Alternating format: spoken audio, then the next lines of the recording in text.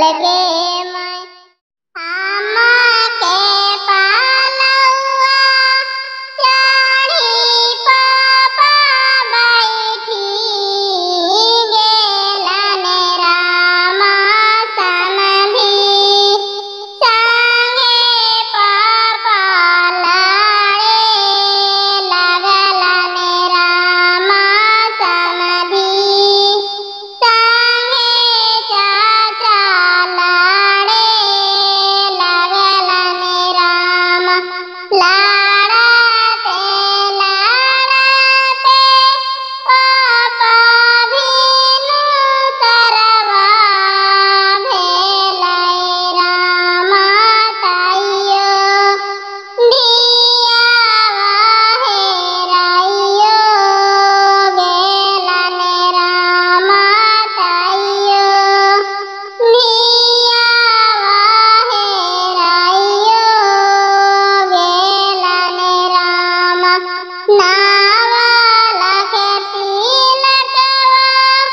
पापा मोर देइयो देलन रामा ताइयो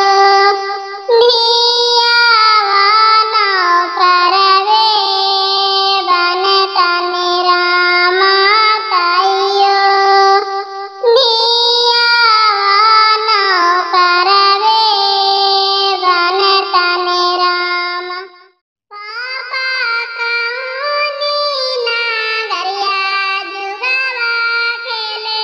गेला होना पापा जुगवा में के करा के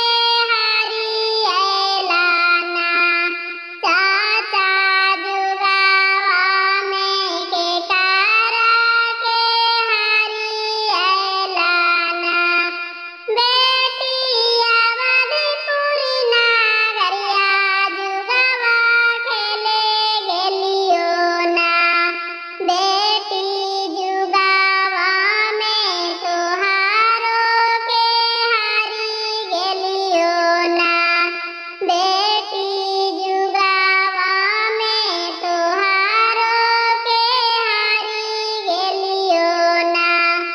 पापा गैया रे भैंसिया कहे ना हारी अलाना पापा लक्ष्मी धिया कहे हारी अलाना चाचा लक्ष्मी धिया कहे हारी अलाना ससुरा में बड़ी सुखातर होगे बेटी भूली जैबू नैहर के लोग जहाँ मांगी तला बेटी तोहर बचपनमा होई गेलू अजू से सपना हो जहाँ माँ तू खेलन बेटी घर रे आंगनमा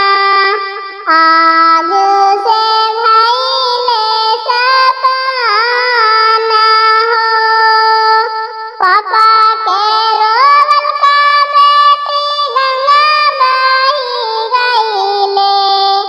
अम्मा के रोवल का जमुना धारा हो भैया के रोवल का बेटी छतिया हो फटेला सब रोवे घर आंगनाई हो सासुर के लोग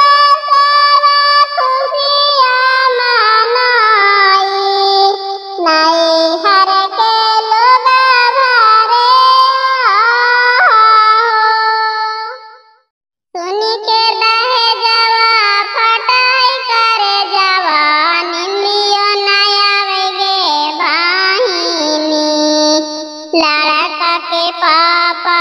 बड़ा रे बेदरा दीदारा दियो ना बुझे गे बाहिनी चरल खमगे कोई